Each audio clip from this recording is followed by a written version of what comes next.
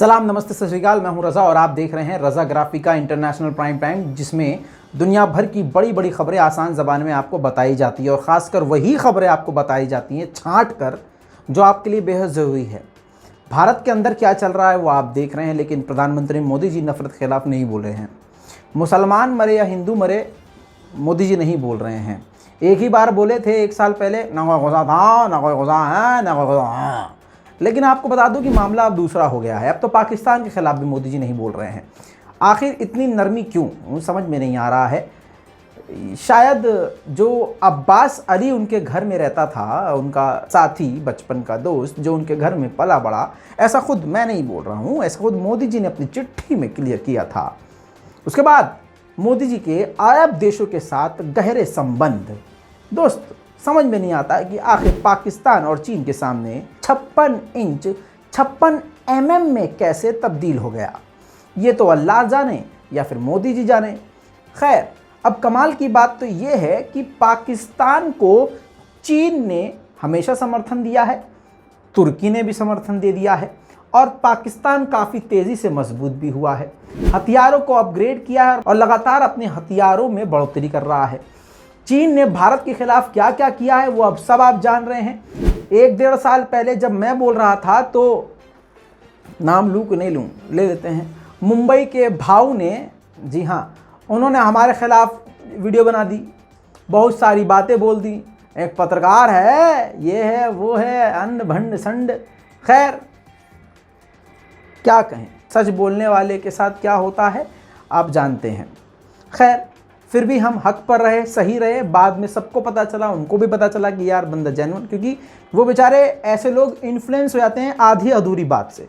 IT cell आधी clip, आधी बात, एक छोटा सा बयान निकालेगी, भेजेगी, टैग करेगी, ट्रेंड करवाएगी, आपको फंसवा देगी। बाद में पुलिस प्रशासन परेशान होगा, जांच करने के बाद पता चलेगा अरे यार आप निर्दोष हो, ठीक है ये तो वीडियो, क्योंकि ये हुआ है मेरे साथ। इसीलिए मैं आपसे कहता हूं कि आप भी जब किसी वीडियो को देखें तो उसका शुरू और आखिर का अंश जरूर, पूरा वीडियो देखें। कहने का मकसद यह है कि चीन और पाकिस्तान एक साथ एक बार फिर से G20 की मीटिंग भारत कश्मीर में करना चाहता है, जिस पर पाकिस्तान ने आपत्ति जताई और उस आपत्ति के खिलाफ खुद चीन भी आ गया। जी हां, चीन ने पाकिस्तान का समर्थन करते हुए कहा है कि पाकिस्तान की बात बिल्कुल दुरुस्त है, कोई भी ऐसी टकराव की स्थिति नहीं करनी चाहिए जिससे आपत्ति हो। अब मोदी जी को सामने आकर यह कहना चाहिए कि हम अपने मुल्क में, अपने एरिया में, अपने देश में कुछ भी करें, किसी से क्या मतलब।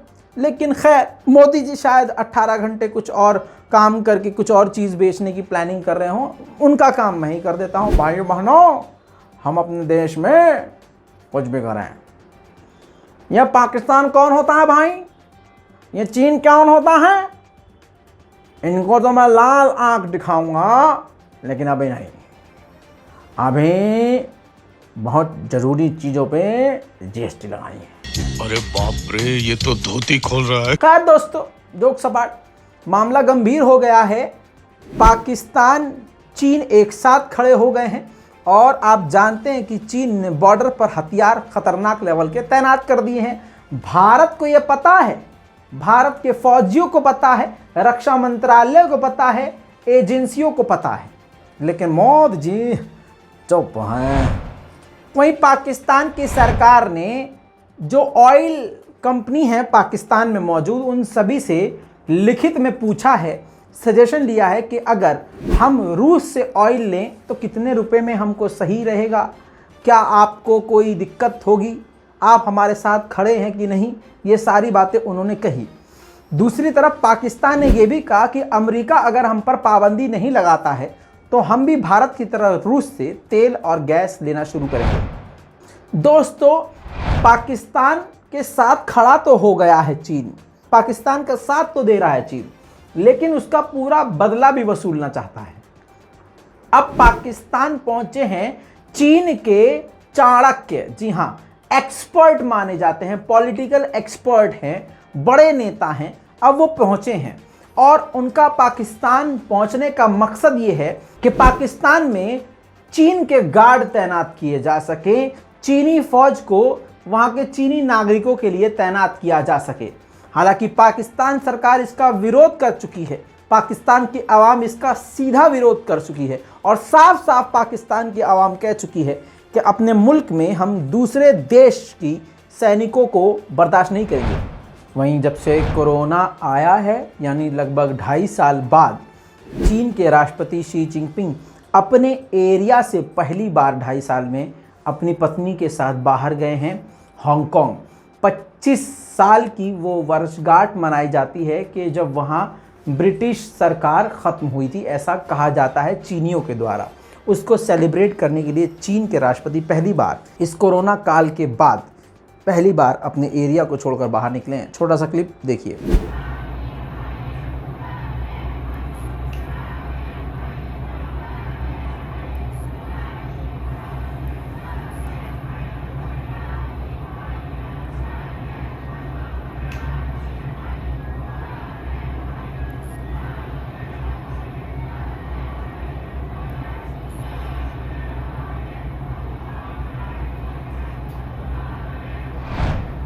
इसी के साथ आपको बता दूं कि अमेरिका यह चाह रहा था कि हम भी अपनी ताकत बढ़ाएं। जिस प्रकार से रूस अपनी ताकत को बढ़ा रहा है और रूस की ताकत अब सारी दुनिया को नजर आ रही है, तुरंत अमेरिका ने भी एक बैलिस्टिक मिसाइल का परीक्षण किया, जो कि बैलिस्टिक मिसाइल का टेस्ट पूरी तरह से फेल हो गया। ब्लूमबर्ग ने इसको कवर किया, जिसके जरिए ये दुनिया को पता चल गया और अमेरिका की एक बार फिर से छीछालेदर हो गई। दोस्तों, वहीं पर अब आपको बहुत बड़ी खबर बता रहा हूं। एक बार फिर से अपने रिपोर्टर के मुंह पर जूता मारने का मन कर रहा है। ससुर ने सारा रिपोर्ट का मजा खराब कर दिया। थंबनेल पर और टाइटल पर यह जाना चाहिए था। खैर, ब्रेकिंग न्यूज़ है, इसी में चिपका रहे हैं आपको ताकि आपका समय बच सके। मोहम्मद बिन सलमान, सऊदी अरब के प्रिंस, इनका अलग भौकाल है। अभी तो नहीं, पहले बहुत था। इतना था कि तुर्की में इन्होंने सऊदी अरब के ही पत्रकार जमाल खाशोगी को कत्ल करवा दिया था। जी हाँ, अब ह्यूमन राइट कोर्ट में केस चल रहा था, जिसमें यूके की फॉरेन मिनिस्टर भी मौजूद थी। तो वहाँ के जज ने यूके से पूछा मोहम्मद बिन सलमान के बारे में, अरब देशों के बारे में। पहले अरब देशों के बारे में पूछा तो उन्होंने कहा, यूके ने कहा, यूके की फॉरेन मिनिस्टर ने, कि अरब देश हमारे लिए बेहद ज़रूरी हैं, हमारे लिए इनका रिश्ता काफ़ी ज़रूरी है। फिर दोबारा उन्होंने पूछा, जज ने सीधा सीधा, कि ये सब छोड़िए, सीधा सीधा ये बताइए कि जमाल खाशोगी की हत्या में मोहम्मद बिन सलमान का हाथ था कि नहीं, हाँ या ना में जवाब दें। इसके बाद जो जवाब था वो काफ़ी मज़ेदार था। यूके की फॉरेन मिनिस्टर ने कहा कि इस बारे में मैं यही जवाब दूंगी कि जो अरब देश है, जो गल्फ़ कंट्री है, उसके साथ हमारे रिश्ते काफ़ी ज़रूरी हैं। यानी दूसरे अंदाज में उन्होंने हामी भर दी है। यानी यूके, अमेरिका और सारी दुनिया जानती है मोहम्मद बिन सलमान ने ही जमाल खाशोगी का कत्ल करवाया था। मज़ेदार डिबेट जो कोर्ट का सीन है वो देखिए। You said you were talking about authoritarian regimes earlier, and you've said that the UK should be a robust counterweight to authoritarian regimes, and that we are ending our dependency on authoritarian regimes for energy. How would you describe the Gulf states? I would describe the Gulf states as partners of the United Kingdom. We're currently negotiating a trade deal with the GCC. Now, is every country that we work with exactly in line with United Kingdom policy on everything? No, they're not, but they are important allies of the United Kingdom. Hang on, Mohammed bin Salman, responsible for the murder of Jamal Khashoggi, no? Yeah? What I would say is that Saudi Arabia Is he responsible? is an important partner of the United Kingdom. 81 executions all on one day in Saudi Arabia, and you don't think that that's an authoritarian regime? What I'm focused on is making sure that we are dealing with the major threats to the world. The number one threat we're dealing with at the moment is the threat from Russia. In order to do that, we need to make sure that we have alternative energy sources. And one of the key sources of energy is the Gulf region. We're not dealing in a perfect world. We're dealing in a world where we need to make difficult decisions. And I think it is right that we build that closer trading relationship with the Gulf states. दोस्तों आपको बता दूं, सनसनीखेज खबर, बहुत बढ़िया खबर है भाई साहब। अब बड़ी खबर यह है कि चीन और रशिया अपना अलग G7 ग्रुप बना रहे हैं।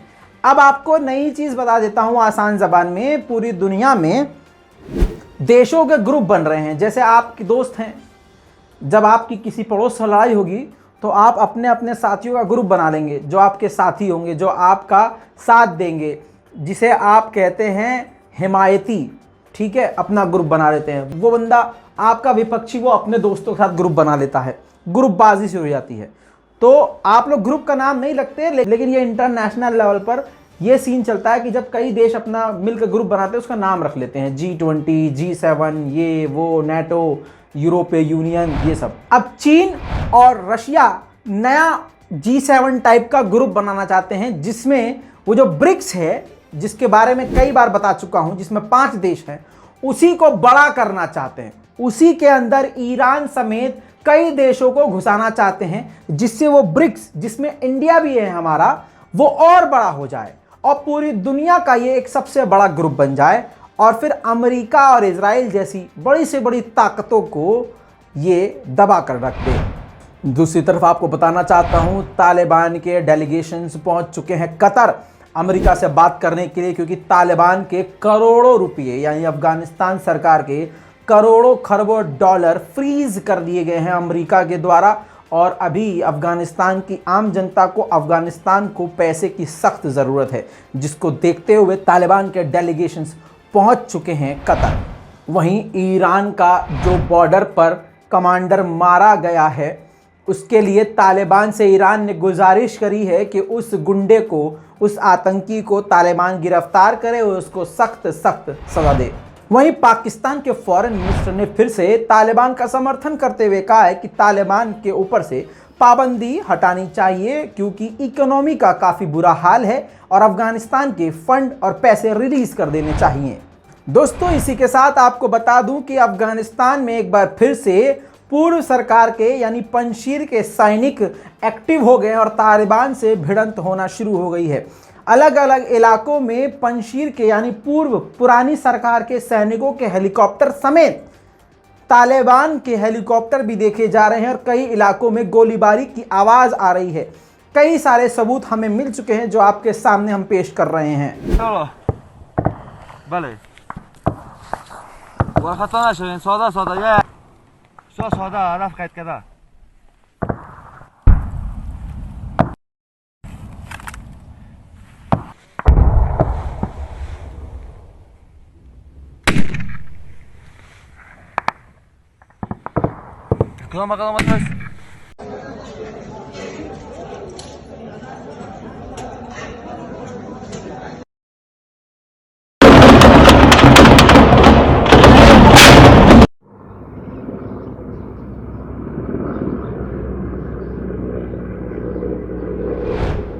वहीं पर आपको बता दूं कि भारत ने मुसलमानों का बाइकआउट करने की मोदी सरकार के सपोर्टर, मोदी जी के सपोर्टर कोशिश कर रहे हैं।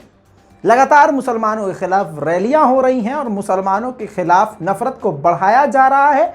अब्दुल की चूड़ी टाइट करने के लिए खुद भूखे रह रहे हैं ससुरे, लेकिन दूसरी तरफ मोदी जी की बात ही अलग है। अब आपको बता दूं कि मोदी जी की सरकार ने दुनिया में वो काम किया है जो कभी भी किसी ने काम नहीं किया। नहीं, इसमें ज़्यादा खुश होने की ज़रूरत नहीं है। गोदी मीडिया के ही मुंह पर और अपने ही अंधभक्तों के मुंह पर गोबर मारना कोई बीजेपी से सीखे। मोदी जी के बचपन में उनका बचपन का साथी, ओयो कौन निकला? अब्बास। भाई अब्बास के लिए खड़े हो गए तालियां। इसी के साथ एक बार फिर से खबर आती है कि यूएई पहुंच जाते हैं हमारे और आपके इस देश के चहीते प्रधानमंत्री यूएई के बादशाह से, और तन मन से गले लगते हैं। इतना ही नहीं, इसके बाद बड़ी खबर एक और सामने आ गई। इसके बाद भाई साहब बड़ी खबर ये आई सामने कि अब सऊदी अरब से मुल्लों को चोरी टाइट करना है। लेकिन अब सुनिए, सऊदी अरब और भारत बात कर रहे हैं मिलिट्री टाई के लिए, यानी सैन्य मदद के लिए। एक दूसरे की सेना की दोस्ती होगी, दोनों देश एक दूसरे की सुरक्षा में और रक्षा में मदद करेंगे। अब्दुल के चूड़ी टाइट करते करते अपना चूड़ा काहे टाइट करवा रहे हो भाई साहब। दोस्तों अभी तक के लिए इतना ही। इस पूरी रिपोर्ट पर अपनी राय रखिए। जब तक आप राय रखेंगे, खाना खाएंगे, पानी पिएंगे, हगेंगे, मुतेंगे, नहाएंगे, धोएंगे, ऑफिस में काम करेंगे, तब तक हम यूक्रेन की खबर लेके हाजिर हो जाएंगे शाम तक। चलिए, जय हिंद।